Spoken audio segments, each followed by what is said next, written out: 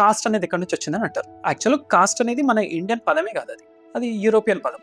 అయితే మన దాంట్లో కులం ఉందని అంటారు. యాక్చువల్ కులం కాస్ట్ ఒక్కటి కాదు. కులం అంటే ఎగ్జాక్ట్ మీనింగ్ కుటుంబం. ఫర్ ఎగ్జాంపుల్ రఘుకులం అని అంటారు. రఘుకులం అంటే తెలుసు కదా, శ్రీరాముని యొక్క కులం ఏంటిదంటే రఘుకులం. తన యొక్క వర్ణం ఏంటంటే క్షత్రియుడు. రఘుకులం అంటే తన యొక్క వంశం. ఆ వంశాన్ని డిస్క్రైబ్ చేయడానికి మనం కులం అని అంటాం అనమాట. గురుకులం అని అంటాం. గురుకులం అంటే ఒక గురువు ఆధీనంలో నడుస్తున్నటువంటి ఒక పాఠశాల, అది గురుకులం.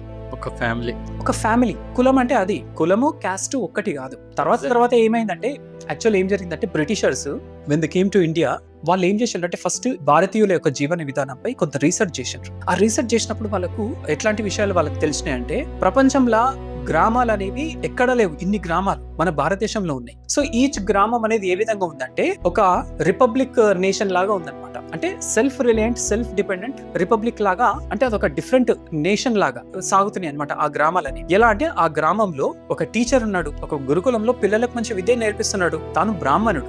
సొసైటీని మొత్తం కూడా ఒక తాటిపైకి తీసుకుని నడిపించేవాడు బ్రాహ్మణుడు, మంచి చెడులు చెప్పేవాడు బ్రాహ్మణుడు. తర్వాత ఆ ఊరిని చక్కబెట్టాలి కదా, ఆ ఊరిని చక్కబెట్టడానికి ఒక వ్యక్తి అంటే రూలర్ కావాలి, రూలర్ ఉన్నాడు. తర్వాత ఒక రైతు పండించిన దాన్ని మిగతా వాళ్ళకి పంచాలి కదా, అందుకోసం వైశ్యుడు ఉన్నాడు. తర్వాత శ్రామికులు ఉంటారు, శ్రమ చేసి వాళ్ళకి వాళ్ళు తన భోజనాన్ని ఏర్పాటు చేసుకోవడం, తర్వాత సమాజానికి తను సేవ చేయడం. ప్రతి గ్రామంలో గవర్నెన్స్ కాకుండా ఏ ఊరికి ఆ ఊరు వాళ్ళు ఏ ఊరికి వాళ్ళు ఆ విధంగా అంటే స్వయం ప్రతిపత్తి కలిగినటువంటి సెల్ఫ్ డిపెండెంట్, ఇండిపెండెంట్ గ్రామాలే ఆ విధంగా తయారైంది. అంటే ఆ గ్రామంలో కావాల్సినవన్నీ అదే గ్రామంలో దొరుకుతున్నాయి, నువ్వు బయటికి వెళ్లాల్సిన అవసరం లేదనమాట.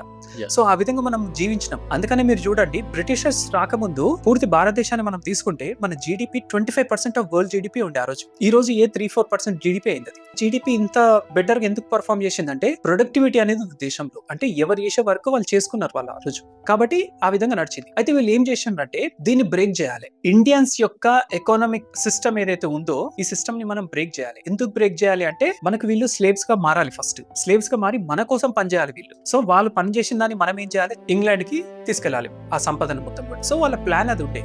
సో దానికోసం వాళ్ళు ఏం చేసిండ్రంటే they created history of their own. మన ఇండియన్ హిస్టరీని మనం రాసుకుంటాము, కానీ మన హిస్టరీని వాళ్ళు రాసిండ్రు. ఆ హిస్టరీని మనం ఏం చేసినామో మన ఆథెంటిసిటీ ఇచ్చినాం మనము.